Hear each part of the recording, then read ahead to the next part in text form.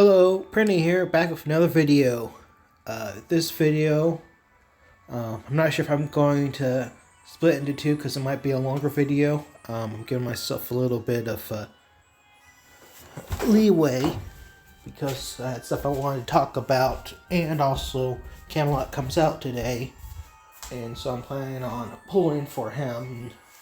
Got a few minutes before that. I've been busy with some other stuff, so I haven't been making as many videos. I've been keeping up with all the daily stuff, and completed 100% the recent Inanna remaster event.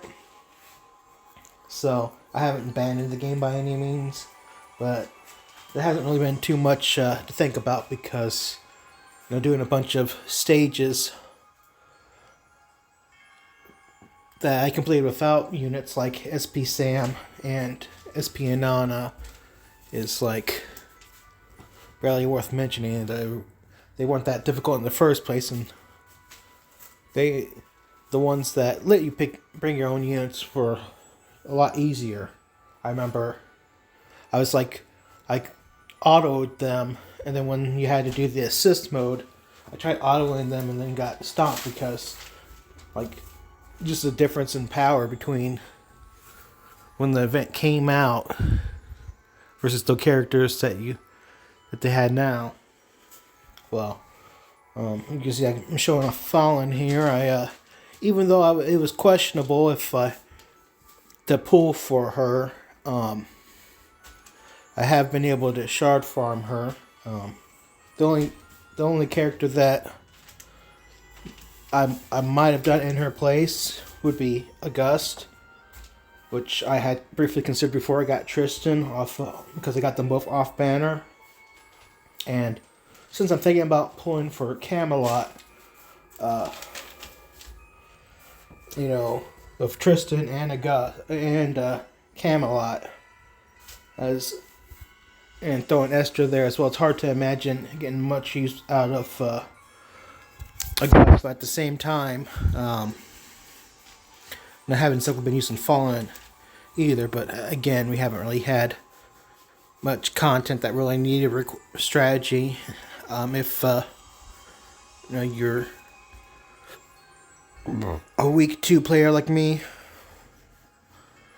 but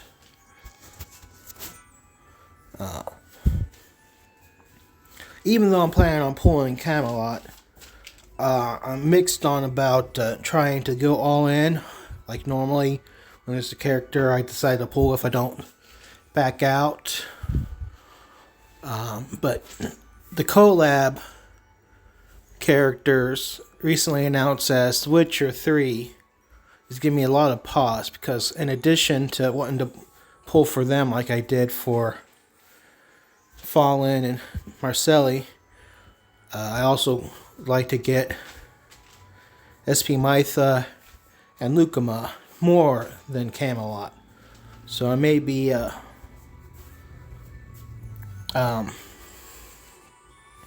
stopping if I don't get Camalot at Soft Pity. I haven't fully decided. One of the things I gotta consider is they're having a Universal Shard event. Based on the number of pulls you get shards, like the first 10 pull, which is free for Camalot. Also will give you like a single Universal Shard. By Universal Shard, I'm talking about these. I don't know if they're the ones where you get to select, or if it'll just give you a random color, because most of the free to play versions will give you, when you get them, you get a random color, but sometimes they're unnamed and you'll be able to convert them to the color you want. If you go to I think it's 210 pools, you'll get 84, which is nearly enough to get a character from 3-star to 4-star. So it's like 2 copies of a character, assuming they're all for the same character, or the universal unnamed ones, and you should at least do the free 10 pull, and maybe you'll be able to get Camelot without spending any luck sight. But I'll probably aim for soft pity plus whatever it takes to get to the next threshold for the memory shards. I always try to be flexible, because sometimes if I'm getting a bunch of lucky pulls, like I'm not getting Camelot, but I'm getting a bunch of off-banner characters, it's like, it feels like a freebie, and I'll be more willing to spend more, opposed to like my video of Credenza where I did 40 pulls, and I shouldn't expect to get a character after 40 pulls. Though compared to other gotchas, you have a good chance. It's not something where, like, even getting a character at 50 pulls is considered average luck. So, while I've been lucky with the SP Samantha banner, and I was pretty lucky at the SP Anana banner,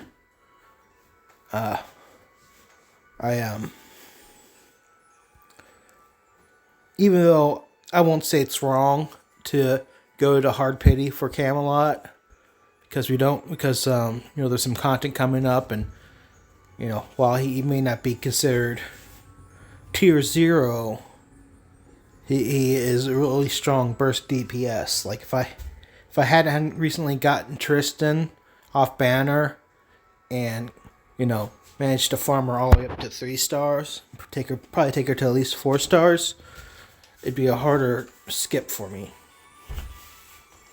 I think in CN, Tristan's actually ranked higher than Camelot, in part because of her, like, she's burst DPS, but she also gains unlimited resolve for 2 turns.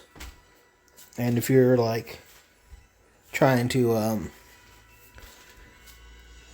clear a stage in a minimum amount of turns, like 5 turns, that's like 4 or 5 turns, it's like half or nearly half of the fight that Tristan will be unkillable, able to take hits. And Camelot, he's naturally tough and strong, but apparently there's hard stages coming up that his toughness only doesn't really let him take damage, or you have to find ways to avoid taking damage, or a way to survive, like resolve or unlimited resolve, which actually makes me feel a bit better about having gotten SP Sam because of regular Sam, because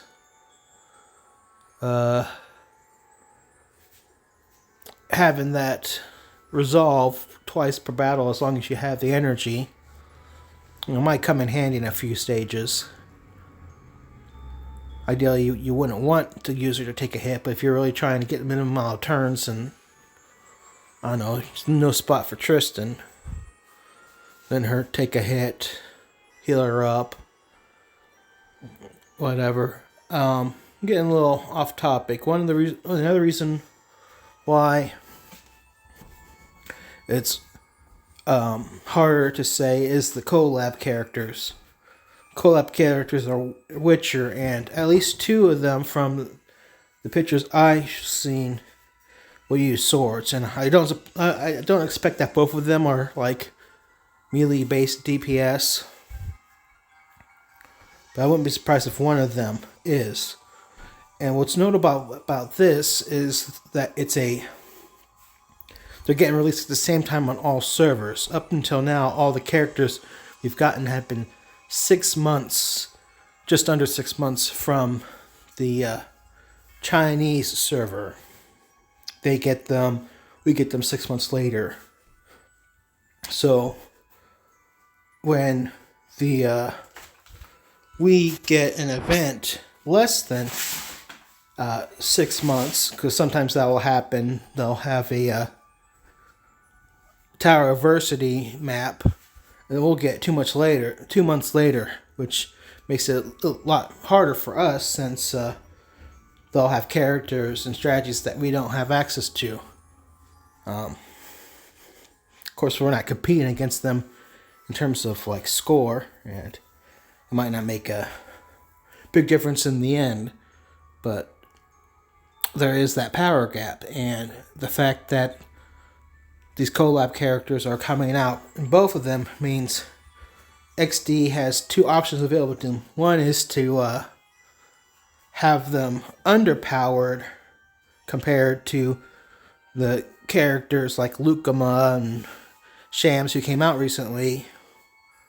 That way they're not too powerful for us, but at the same time it'll discourage the Chinese players from wanting to pull for them, Chinese and Taiwan players. And the other option is to make them comparable to the current meta, or maybe even stronger, which I'll get back to in a second, because then these will be characters that will be significantly stronger than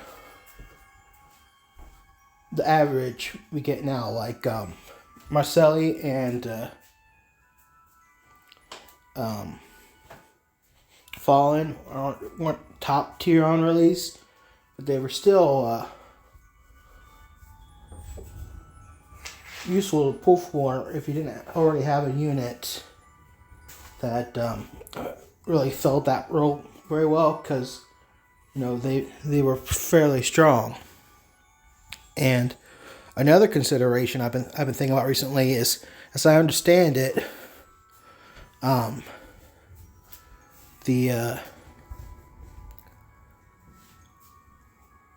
China's not too excited about getting Witcher's characters. It's probably not as big of a series. I doubt the next Netflix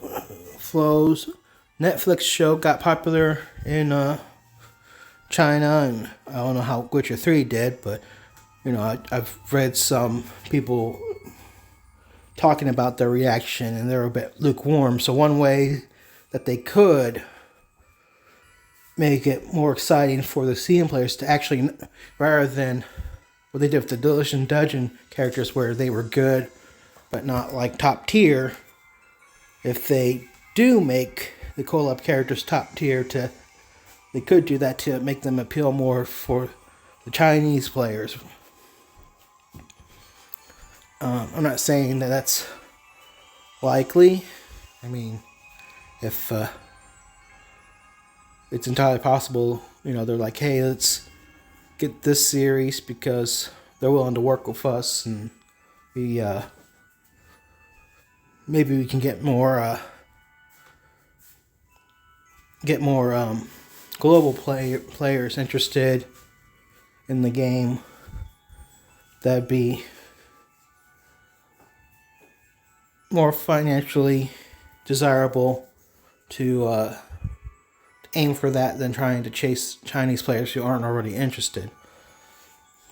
Which I don't see why they wouldn't consider making these Witcher 3 characters strong, because they have to pay licensing to use the characters, so it wouldn't make sense to spend money on them and then let them flounder in certain regions because they just wasn't a popular brand there. So it's hard for me to predict, but I'm still leaning overall to them being strong characters. And unlike every character up till now, we don't have 6 months ahead, 6 months of future knowledge to guide our decision. Like, there's character, like recently, Parsifal was considered not particularly good, but I guess there was some sort of exploit in the recent Tower Adversity where that helps you juice the score. So you never know when a character who doesn't seem amazing at first have a map that's like practically designed for them.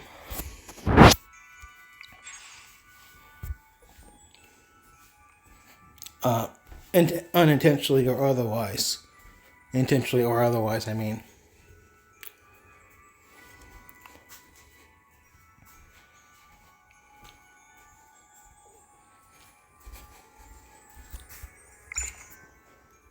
Still got a couple minutes until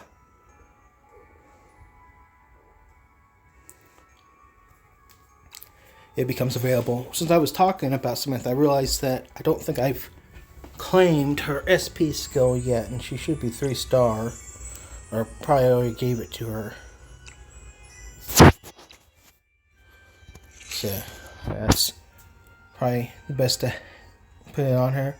I actually wanted to come back and check the translation on this because there was Radiant Watch was getting translated different ways, like not Radiant Watch, but like, okay, so Radiant Shine it's a effect that causes like a small heal when a unit takes damage, so kind of reminiscent of regular Samantha's healing, but it's a buff instead of a reaction, meaning it will trigger on more times, I believe, more opportunities to trigger. Okay, yeah, it looks like they fixed it because there was times when they were calling it like Guidance Glow or Radiant Glow, and I spent... Okay, here it is, Glorious Light. So, it looks like they haven't fixed it. Radiant Shine, listed here, is actually the Glorious Light effect. Which really confused me when I was trying to make a video about SP Sam, and then something else came up to interrupt it, and it's like it kind of just disrupted my motivation for restarting the video over again. But I feel like, a lot of stuff has been talked about in previous videos, like the possible synergies for Karis and SP Sam. One thing I did find out was that when this bound resistant, if ally is immune to bound, like from Karis's magic shield, it will still trigger bound resistant and use up a stack. So if you wanted to try to use it to let Karis use her nuke without skipping her next turn, you gotta make sure that you don't cast it too early, because if you cast it while her shield's up, hoping that you'll reduce the cooldown, since it's got a 3-turn cooldown, that won't work because she'll use it up avoiding skipping her turn when she was already immune thanks to her shield. But you are able to, if you time it correctly, alternate between the bound resistance and the shield so that Karis can, consistently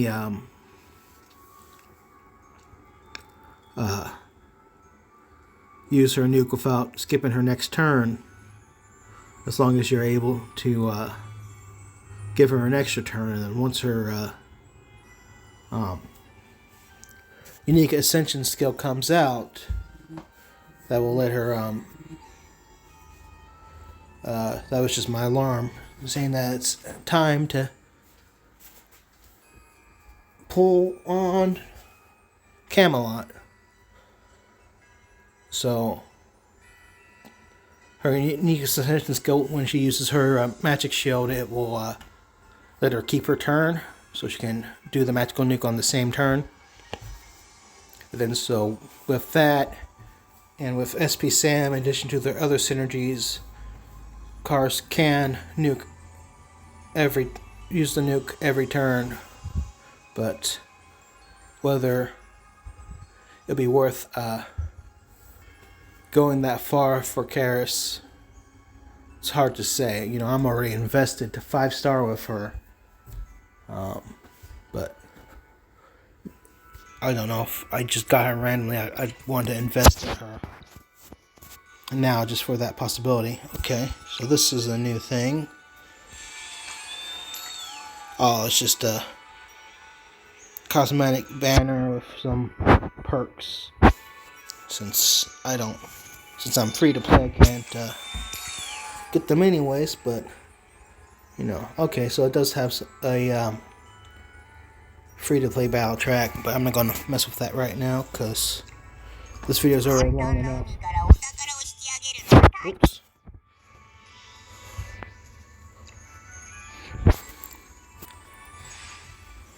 All right. Now I think the first 10 were supposed to be free, but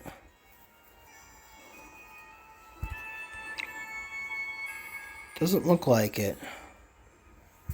Is there something I'm missing, or maybe that was just something they only end up doing for CN? I'd hate to.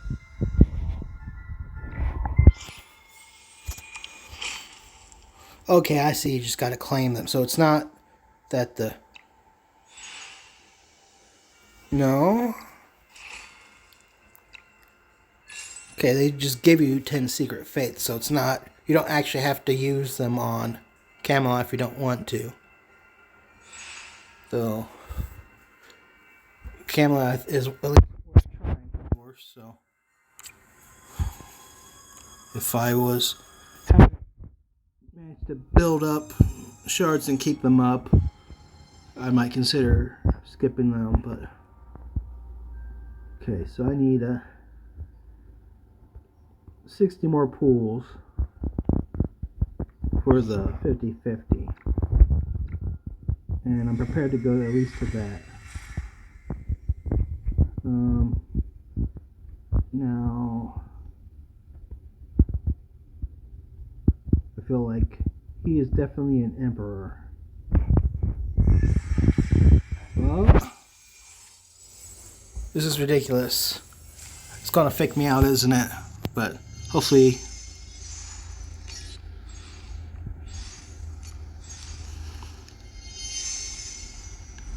Okay, here's the moment of truth.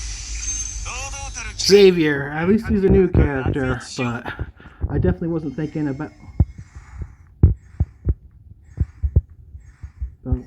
wanting to get him. But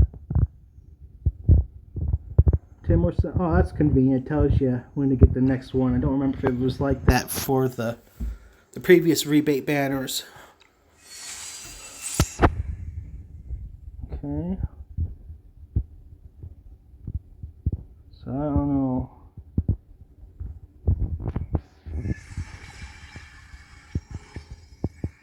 What? Oh my gosh.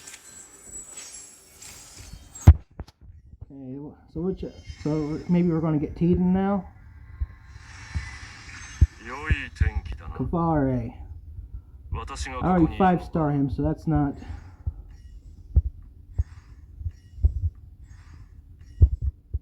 So I've already reset my pity. So it doesn't necessarily make sense logically to go all the way to 60 pools unless more summons to get 3. Whatever. Maybe I'll just keep pulling it until I don't get a legendary.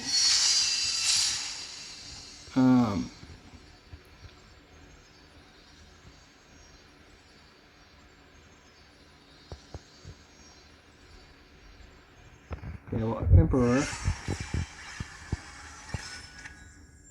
Yeah, I was nearly got faked out then, because it's like that would have been pretty crazy.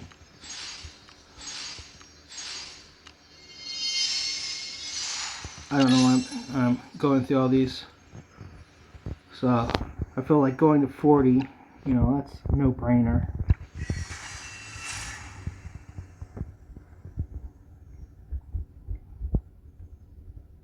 Okay, Chariot might be good. Also brings death.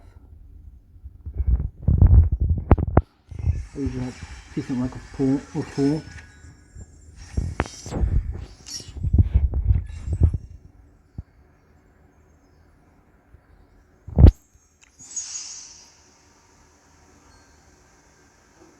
So basically it's just every 10 pulls you get another shard. Not sure why the 7 is... Oh, I see. You get 7 shards at 70, and then it resets to 1, 2, 3, 4. So I guess it would make sense to go to at least 70, which is my original plan.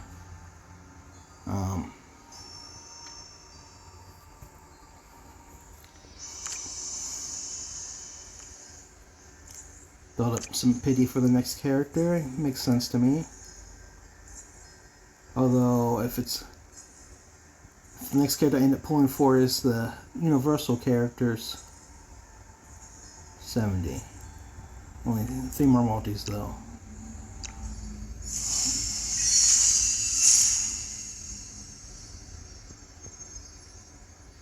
Let's go back to Emperor.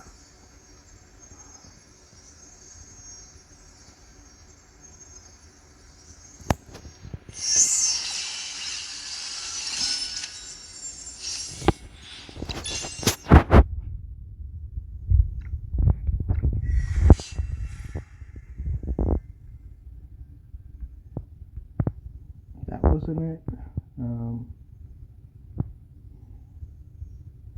Guess you could say he's a devil on the battlefield. Okay, no more fake outs. Like, I mean, no matter what, I'm going to probably do the last 10 pull.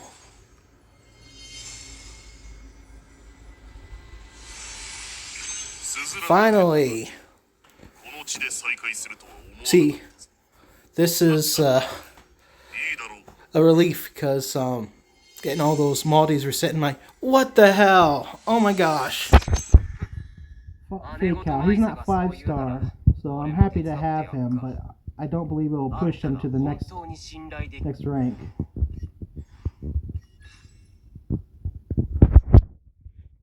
Gotta share this with my guild real quick, because if you don't share it, you don't get a second chance. But I'm not gonna comment on the video during the chat. So I need to do one more multi-summon to get those 7 universal shards.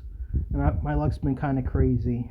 I'd prefer to have gotten Camalot sooner rather than getting fake out and Xavier. Well, I'm happy to have Xavier. So that was death. So maybe I'll try death again and get a second copy of Camelot, because right now it's going to be tough for me to farm anyone. Wait, did I? No, I did devil. Not too surprising, but definitely happy.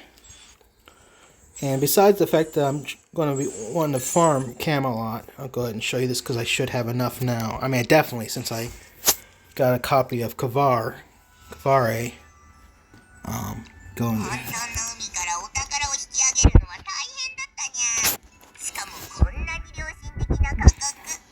Memory Crystal. So you can see I was only 2,000 away, and I think a level 5 might be worth 5,000 by themselves. If yeah, see, I'm 8,000, which for the amount of pulls I did should not be giving me this much if it wasn't for Kavare dupe, which,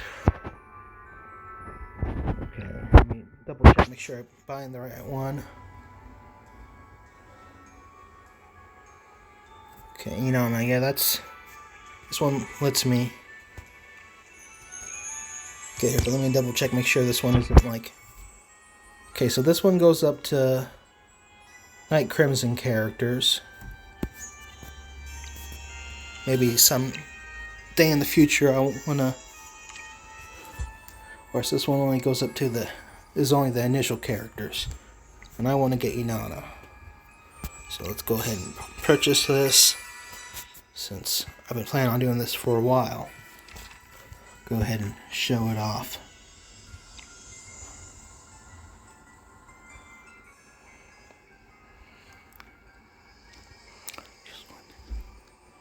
Use Inanna.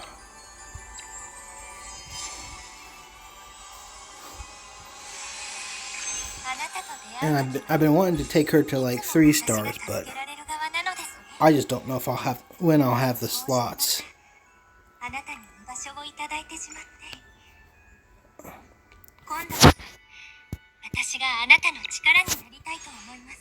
So finally I can get the battle. Whoops. Oh, that's right. I have to actually I got the SP skill. I need to lock it first.